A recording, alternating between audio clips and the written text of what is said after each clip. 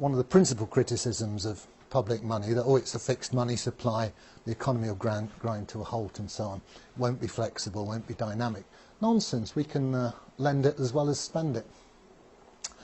So in that case, we add on these two new money flows. The state lends it to, well, we don't want to lend it to any Tom, Dick or Harry perhaps. We want credit-worthy, what we might call principal borrowers. Typically a bank. And the banks could perhaps participate in reverse auction. The state could say, well, here's 100 billion new money, we're going to lend it to the best bids. Okay, you guys submit your IOUs and we'll choose the best one. So it's a nice free market way of doing it. It has a side effect that wholesale interest rates are set by the market and so on. So don't get fazed by people saying that our money supply is fixed and inflexible. There's other ways of doing it. Obviously the state can lend zero interest to public infrastructure projects as well. I'm just highlighting this because it's something I've been discussing with Bill Still, who's on the libertarian ticket, and he wants some free market answers to meet his critics. Right, here's a basic operation. It's how the banks make their profit, among other ways. It's the main way they do it. So banks have this neat way of adding numbers to your loan. You know, you take out a £100,000 mortgage and you look at it in a few months' time, and if you've not been meeting all your payments, it's suddenly 101,000. Conversely, all the people who are making deposits with the bank, they get some interest added to their accounts. Not much these days, and the difference between what's added to loans, what adds to the bank's assets, and what's added to the customers' deposits, which increases the bank's liabilities, that's called the spread, and gives the bank a lot of its gross profit. It also, of course, charges fees and all sorts of other little niggly ways of getting money out of you. But basically, the interest rate spread is their business model. The bank, as we've seen, have operating costs, same as everybody else, leaving a net profit. And this net profit is then distributed, some of it to the shareholders, some is retained, and banks, as they go on year after year retaining profits, that increases that shareholders' capital account on the balance sheet. The bank gets more valuable to its shareholders. So here's a schematic of what happens to a balance sheet when the customer pays interest to the bank. Here's the balance sheet before. Assets, remember that's all the loans and so on. Liabilities, all the customer's deposits. Here's a customer with some money in the bank. Unfortunately, the bank now is demanding that money from him as interest, and he pays it. What happens to the balance sheet? Well, the assets stay the same, all the loans. That money didn't get added to his loan, it was actually paid by him. Where does it go? Well, schematically, it ends up in the shareholders' capital account here, which grows by that amount. Other liabilities stay the same. Obviously, it goes through, in formal real-world accounting, it will go through the profit and loss account. But profit and loss accounts are regularly reconciled into the balance sheet.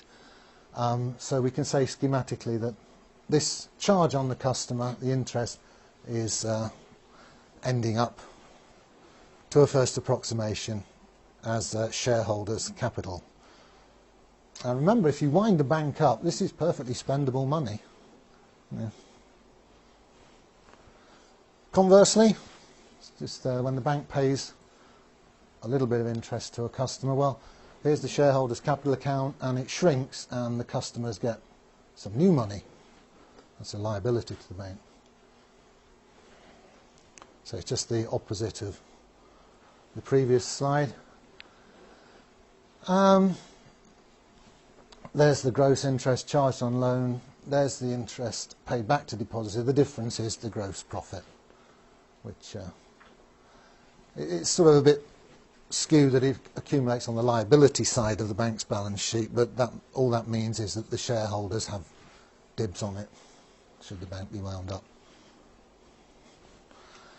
Okay, I'll switch tack now to the basic structure of the UK banking system, which is a two-tier system. There's a bunch of banks, high street banks, Lloyds, HSBC and Barclays, etc. And the customers interface with those commercial banks. We deposit our money there and we take loans from them. Each of those banks has its own reserve account at the Bank of England, the central bank. As we'll see, the numbers here that the banks have on their asset side have different qualities to the numbers here, the ones we get to use on renter currency. We can't get our hands on the stuff there, unfortunately, although we own it, the bank. So here's a schematic of the two-tier money system. Here's us out here in the economy using what are called broad money numbers. Those ones that have been lent into existence, they're just called broad money. There's a lot more of them than what's called the base money, which circulates between the banks. Goes from one reserve account to another within the computers at the Bank of England.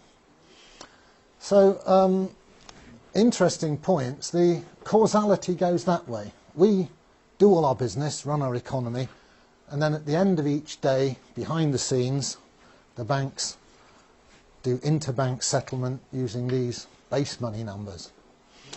And very interestingly, there's no crossover between, there's no direct crossover between the circulation of these base money numbers between the banks themselves and the circulation of the broad money numbers which you and I get to use. That curtain puts a barrier between them. There are ways, there are conduits between the two.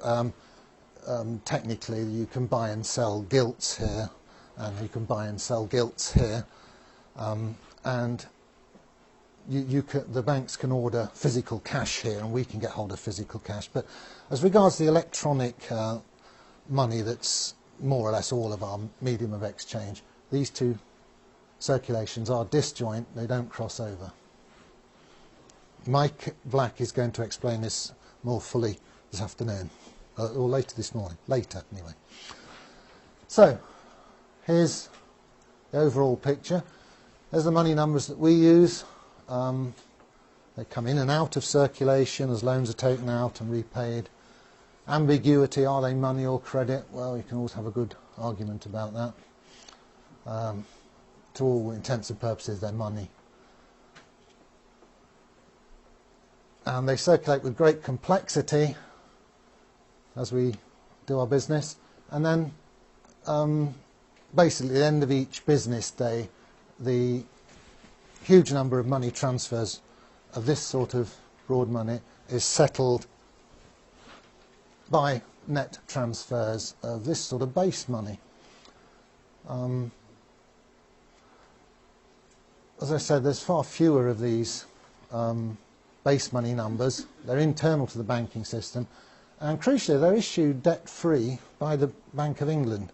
It's been doing quite a lot of that lately with quantitative easing.